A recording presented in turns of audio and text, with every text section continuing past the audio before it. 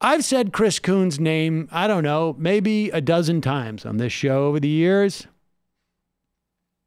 And it seems that it's always in the context of him throwing water on any potential sparks of actual change in this country.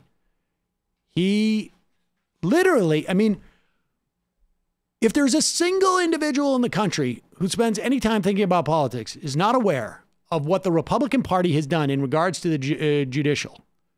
They refused to have hearings for Merrick Garland. Unprecedented. They were completely obstructionist during the Obama years. They widely used blue slips as a way of preventing judges from sitting on federal courts. Then they took all those vacancies, including Merrick Garland. They got rid of filibusters for all judges. They got rid of honoring blue slips from states that had 2 Democratic senators even. They've rammed through the highest number of judges in the history, I think, of any first-term president with lifetime appointments. Chris Coons' response to what will you guys do if the Senate takes over this, if the Democrats take over the Senate? I think the first thing we should do is reinstate the filibuster to give Republicans the opportunity to completely obstruct again. That was the horn he was tooting a while back. But now he's starting to see, like, hey, wait a second. Democrats could take over the Senate. I've got to begin to position myself right in the center. I mean, this is one of the things that we heard about in the context years ago about reforming the filibuster. You could change the number that is necessary, but whatever number you sit, there's going to be some Democratic senators who are going to say, like, I'm going to position myself to be that number. You need 55 people? I'm going to be vote 55. I'm going to be vote 54. And Chris Coons is, maybe in his mind, is, I'm going to be vote 51. You can worry about Joe Manchin, but Joe Lieberman, hold my beer. And along those lines, here he is on Fox and Friends today. If it is tied directly to Iran, what's appropriate action? Well, first, I want to see the intelligence, but it seems credible that the Houthis don't have the sort of advanced drones that carried out this crippling strike on Saudi oil facilities. My hope is that the president will consult with his generals, his diplomats, his advisors, will look hard at the intelligence. Iran is one of the most dangerous state sponsors of terrorism. This may well be the thing that calls for military action against Iran, if that's what the intelligence supports. What about people who say, you know, we got our own oil. We don't need that oil as much as we used to. Not our problem. What would you say to that? I'd say one of the things that has kept America safe and secure for 7 decades is a global network of alliances. Obviously, our alliance with the Saudis has been badly strained by the murder of Khashoggi and by some of the other things that MBS, the Crown Prince, has done. But this is a moment where Iran is really pushing our resolve and is really testing to see whether we're actually going to stand up. And if there's attacks by Iran on our close allies like Jordan, Israel, or the Saudis, we need to take seriously taking action against Iran. I think it would be great to know that Republicans and Democrats would be behind that action if it should take place, and the evidence would be as overwhelming as it seems. Yeah, there you have it. Democrats and Republicans. That's what he's doing. He's providing cover for a new war. A couple of things that stuck out to me. You know those other things that the Saudis are doing that's straining our relationship with them? They're using our weapons, our facilities, our support to kill thousands of people. Thousands of people in Yemen. Oh, hundreds of thousands of people. And the dynamic is almost exactly like the dynamic they claim the Houthis have with Iran. You know, we are enabling the killings, tens of thousands, hundreds of thousands of people in Yemen. And when the rebels, essentially, or the civil war, fire back on the people that are attacking them. I mean, let's be honest here. This is not terrorism, right? This is, Saudi Arabia is engaged in an air war with that country. Well, They have struck back. I mean, and just to fill it out a little bit, 100% right. Also, Sudanese military forces, which have been subcontracted by the Saudis, are on the ground there committing other atrocities. So they actually have troops on the ground through the Sudan. They've killed hundreds of thousands of airstrikes, but there's also been cholera outbreaks and food shortages. And it is an international, I mean, there is zero debate for anybody who takes international law seriously, which Chris Coons probably does not, though he would cite it. That yes, if you are fighting an occupying force, that definitionally, I mean, not only is it not terrorism, it's legal.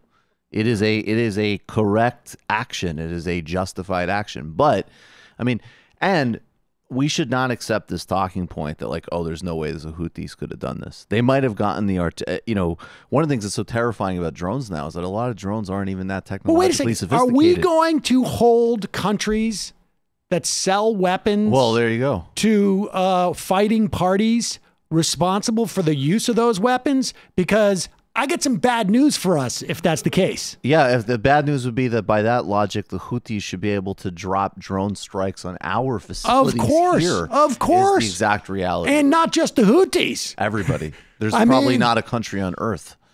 I mean, that's setting a. I don't know that we want to go down that road where that becomes the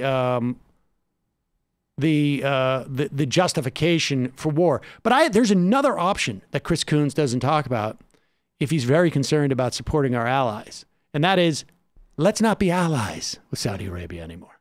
Well, you have to be so demented to still be married to this Israel-Saudi axis in the Middle East with all of the atrocities that those countries commit and all of the problems that that basic structure causes. And, you know, it went back to the deal with Iran, that the Saudis and the Israelis were so upset, not because of, you know, the non-crazy people understood it was a good deal and that it wasn't a threat to them, but just the idea that the United States might start to have like a rational, non-biased view of the Middle East as a fundamental threat to their own hegemonic ambitions. Let's watch Fox and Friends further go on to cheerlead this. So awful.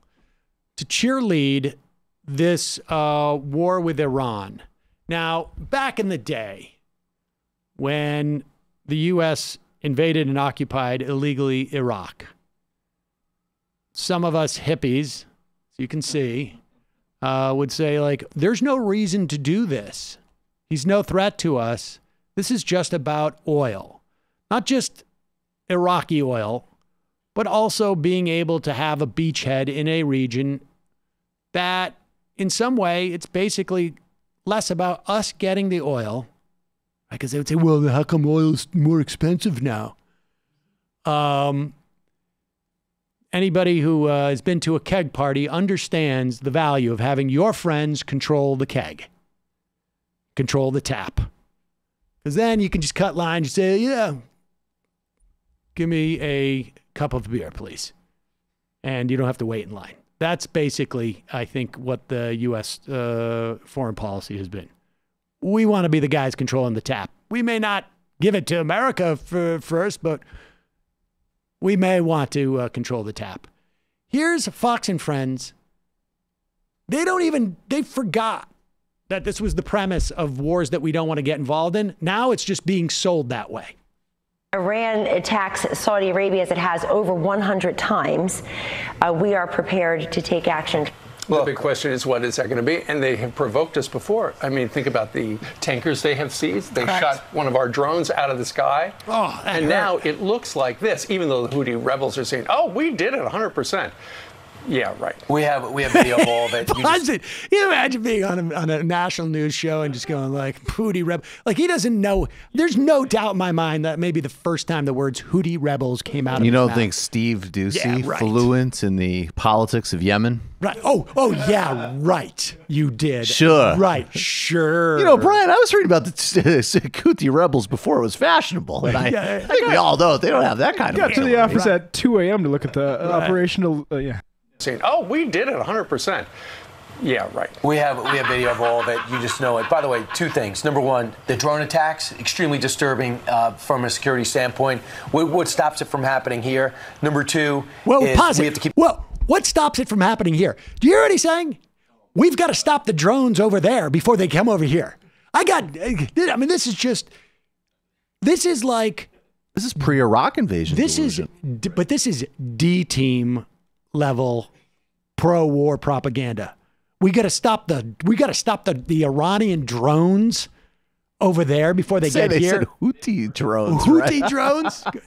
From a security standpoint, what stops it from happening here? Number two is we have to keep the Strait of Hormuz open, and we got to protect the world's oil supply. That just comes with being the United States of America. Even though we make a lot of it ourselves, we have to, in this case, make sure the Middle East has a sense of normalcy, and that's got to happen. And the Europeans should step up as well as we go after the cause. So we will be covering that on morning. Right, but Kellyanne Conway makes a great point. Why are we dependent on somebody else for our energy? Exactly. Right, but we do have a responsibility to the free world. We have the number one defense, and I think we should not duck from that responsibility. Yeah, we have. Kilmeade is personally anxious. Oh yeah.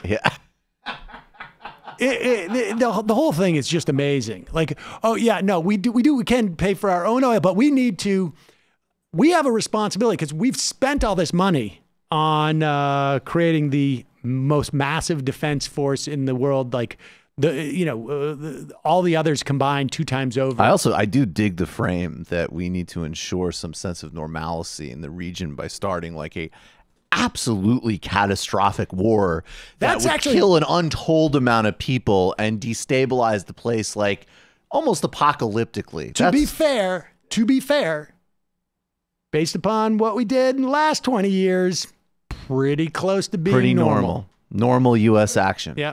Look, normal U.S. spill out. The region is being destabilized because of the lack of major invading force that has come in. So look, the I past 10 understand years. Yemen and Syria are both absolute bloodbaths. There's multiple proxy wars. The Israelis are starting to more overtly bomb Syria, but it's too chill.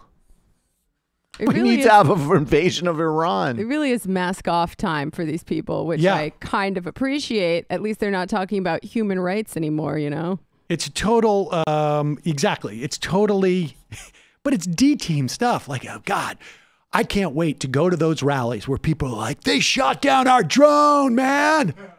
We got to fight. We're going to put a boot in your ass.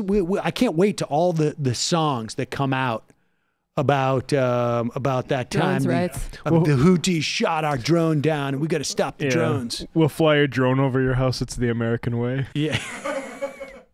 This gets a lot less metaphorical. See, Trump just none tweet of you out, count as civilians. It's the American way. Trump just tweets out plenty of oil! ! Yesterday. Yeah, plenty of oil.